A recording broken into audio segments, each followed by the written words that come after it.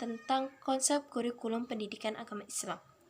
Kurikulum pendidikan Islam adalah bahan pendidikan Islam berupa kegiatan, pengetahuan, dan pengalaman yang dengan sengaja dan sistematis diberikan kepada anak didik dalam rangka mencapai tujuan pendidikan agama Islam.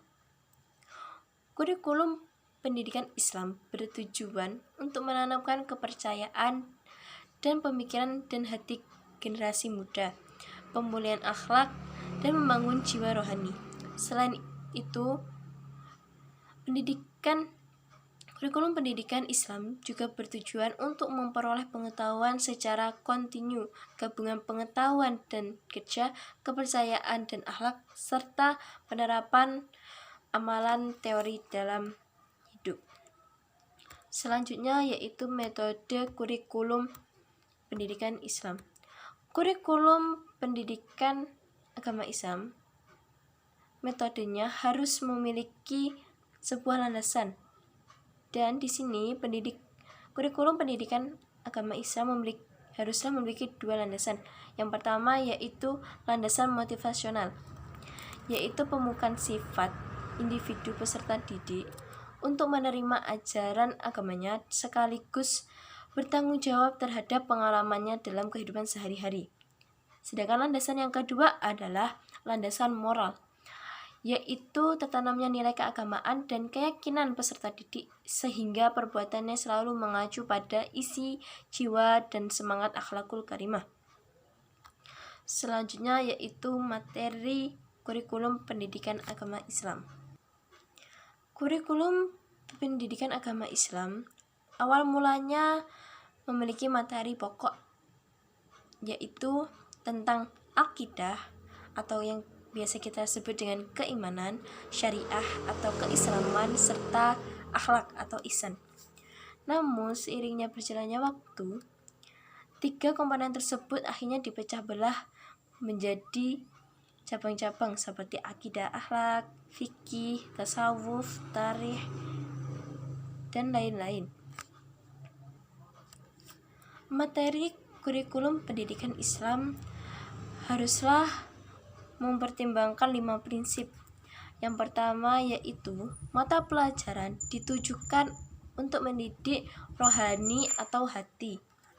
Yang kedua yaitu mata pelajaran yang diberikan berisi tentang tuntunan cara hidup. Yang ketiga yaitu materi yang diberikan atau yang disampaikan hendaknya mengandung ilmiah. Yang keempat, mata pelajaran yang diberikan harus bermanfaat secara praktis bagi kehidupan. Sedangkan yang terakhir atau yang kelima, mata pelajaran yang disampaikan harus membingkai terhadap materi lainnya. Jadi, 5 prinsip tersebut saling berhubungan dalam kurikulum pendidikan agama Islam. Selanjutnya yaitu evaluasi kurikulum pendidikan Islam. Evaluasi adalah pengumpulan kenyataan secara sistematis untuk menetapkan apakah dalam kenyataannya terjadi perubahan dalam diri siswa dan menetapkan sejauh mana tingkatan perubahan dalam diri siswa. Evaluasi memiliki beberapa fungsi. Yang pertama yaitu untuk mengetahui taraf kesiapan peserta didik dalam menempuh suatu pendidikan. Yang kedua yaitu untuk mengetahui seberapa jauh hasil yang telah dicapai oleh peserta didik dalam proses pendidikan yang telah terlaksana. Yang ketiga, untuk mengetahui apakah suatu mata pelajaran yang diajarkan dapat dilanjutkan dengan bahan yang baru atau harus mengulangi kembali bahan-bahan pelajaran yang sebelumnya. Yang keempat yaitu untuk mendapatkan bahan-bahan informasi dalam memberikan bimbingan tentang jenis pendidikan atau jenis jabatan yang cocok untuk peserta didik tersebut. Selanjutnya, karakteristik kurikulum pendidikan Islam. Kurikulum pendidikan Islam haruslah memiliki beberapa kriteria. Yang pertama yaitu memiliki sistem pengajaran dan materi yang selaras dengan fitrah manusia serta bertujuan untuk mensucikan jiwa manusia, memelihara dari penyimpangan, dan menjaga keselamatan fitrah manusia. Yang kedua yaitu tujuan pendidikan Islam, yaitu memurnikan ketaatan dan peribadatan hanya kepada Allah. Yang ketiga, harus sesuai dengan tindakan pendidikan baik dalam hal karakteristik, tingkat pemahaman, jenis, serta tugas-tugas kemasyarakatan yang telah dirancang dalam kurikulum pendidikan Islam.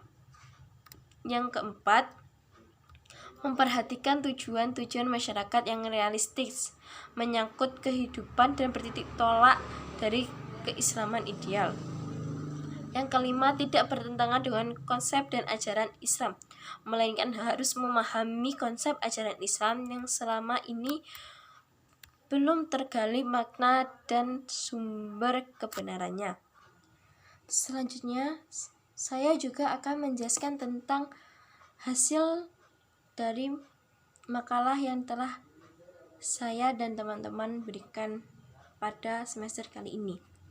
Di sini saya dan teman-teman memiliki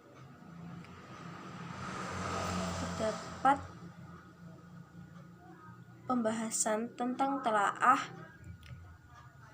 dan observasi bahasa Arab pada pendidikan di jenjang madrasah ibtidaiyah.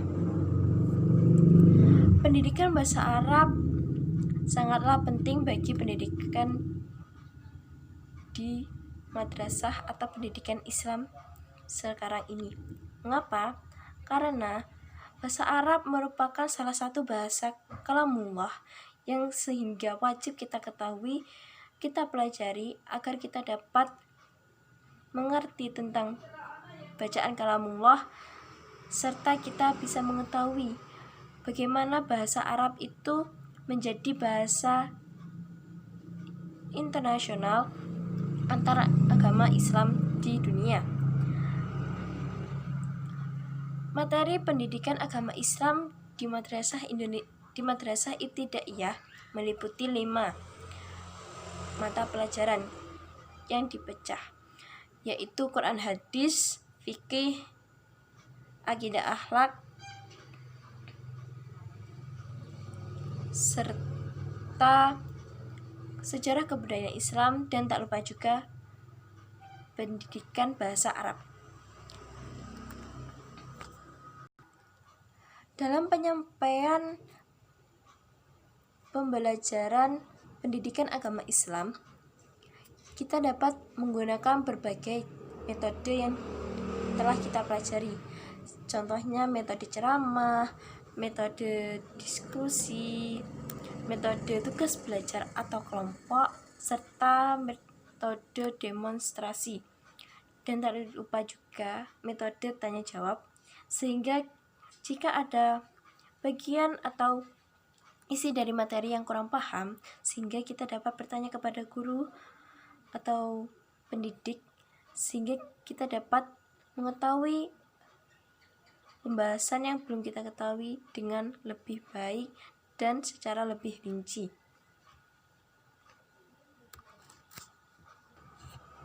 Selanjutnya yaitu media yang digunakan dalam pendidikan agama Islam.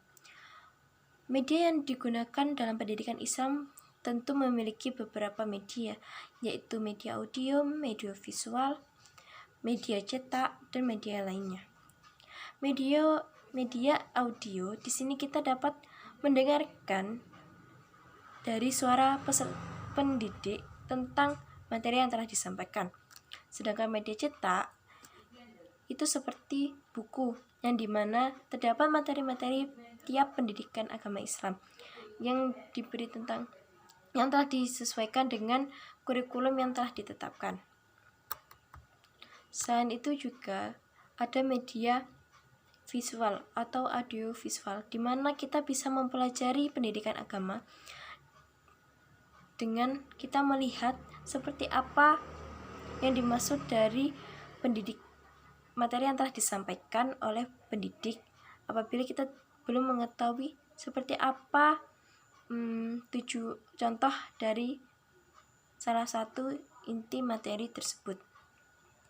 Selanjutnya yaitu evaluasi pembelajaran PAI di Madrasah Ibtidaiyah. Evaluasi pendidikan agama Islam di Madrasah Ibtidaiyah dapat dibedakan menjadi beberapa evaluasi, yaitu yang pertama evaluasi formatif, evaluasi sumatif, evaluasi placement, dan evaluasi diagnostik.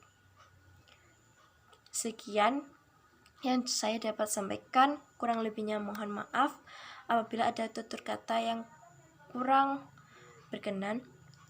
Saya mohon maaf yang sebesar-besarnya. Wassalamualaikum warahmatullahi wabarakatuh.